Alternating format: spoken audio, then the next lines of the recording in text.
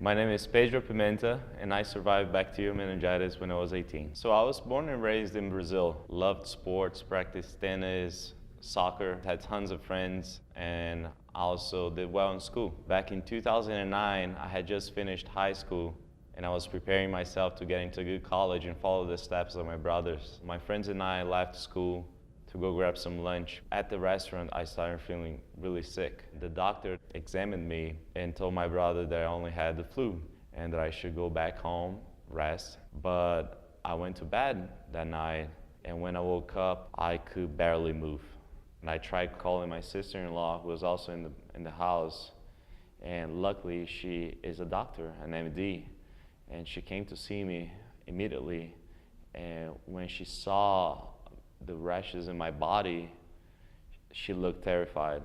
She started screaming, "Bacterial meningitis, we need to take him to the hospital immediately." The last memory I had was going into the ambulance, seeing my brothers crying, and a week later I woke up from a coma and my arms and legs were gangrened.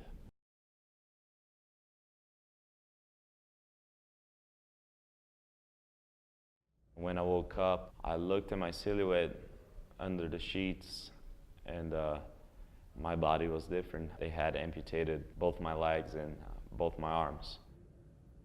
In December 6, 2010, I ditched the wheelchair for good, and also started living in a 100% independent life. I became a motivational speaker and started traveling the world, telling my story, motivating people. One thing that really touched my heart was becoming a mentor, a volunteer for an organization called the No Limits Foundation. We organize camps for amputee kids and kids with limb difference and their families. When you have a kid that also went through something similar to you, and he or she comes to you and says, "You are my inspiration," that means a lot to me, right? That is more than just a compliment. That's a responsibility.